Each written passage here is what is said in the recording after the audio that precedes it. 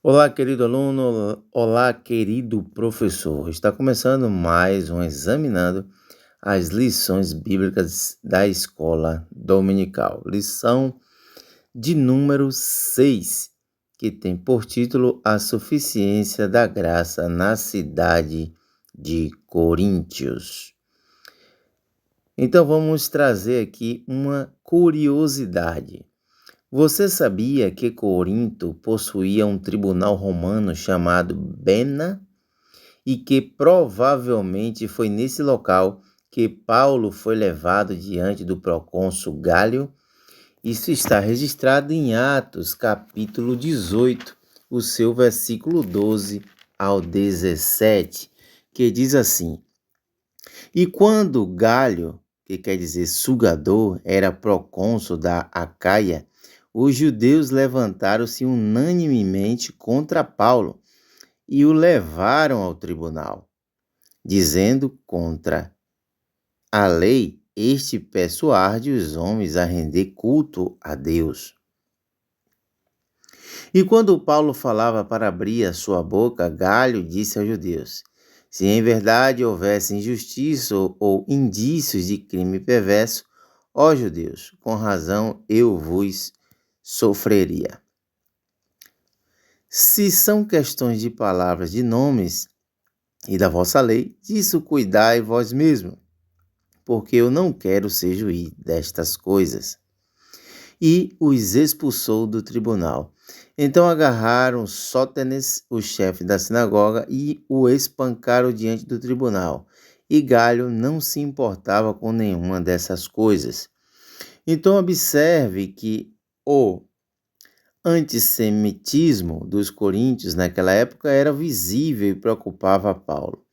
A população gentia crescia e a sinagoga perdia membros. Dias depois, a igreja cresceria ainda mais, até que Erasto, o próprio tesoureiro de Corinto, aceitou a Jesus Cristo.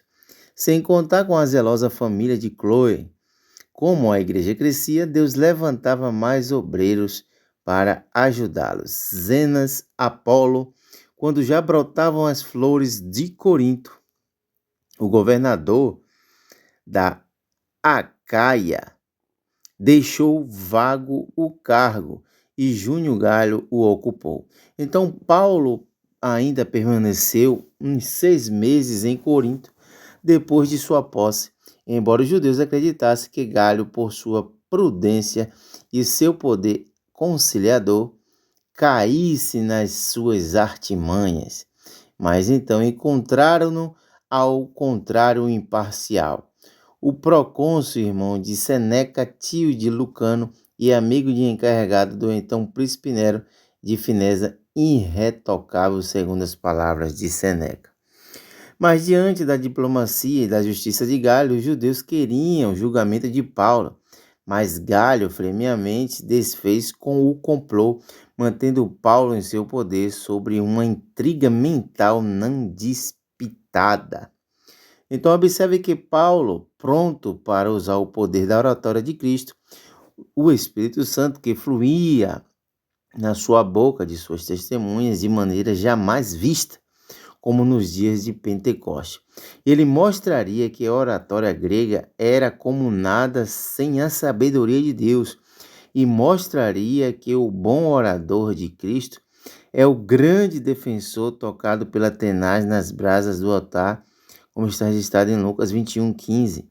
Porque eu vos darei boca em uma sabedoria que vossos adversários não poderá arrestar nem contradizer.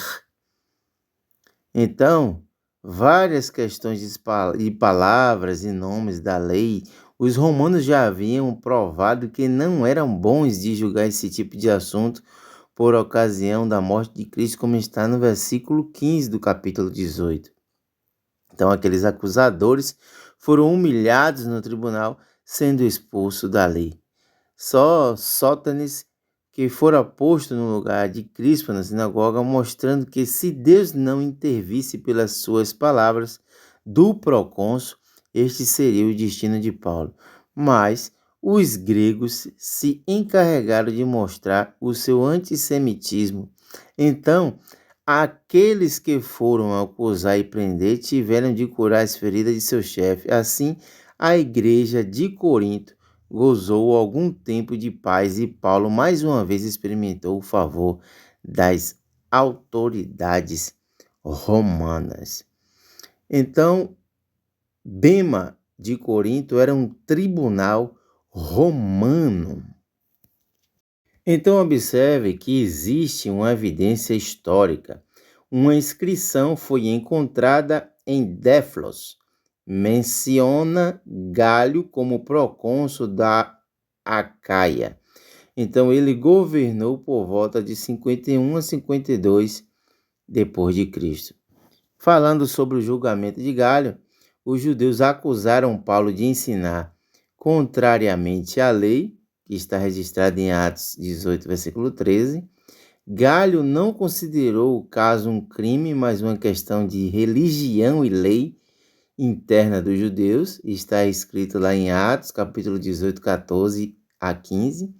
Ele rejeitou a acusação antes mesmo que Paulo se defendesse, e assim o apóstolo foi protegido e a missão continuou. Isso não é incrível?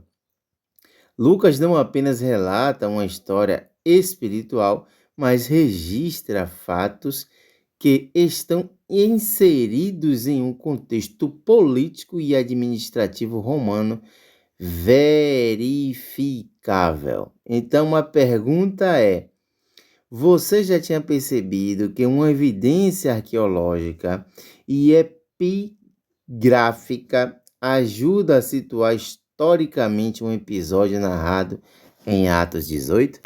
Deixe aqui nos seus comentários.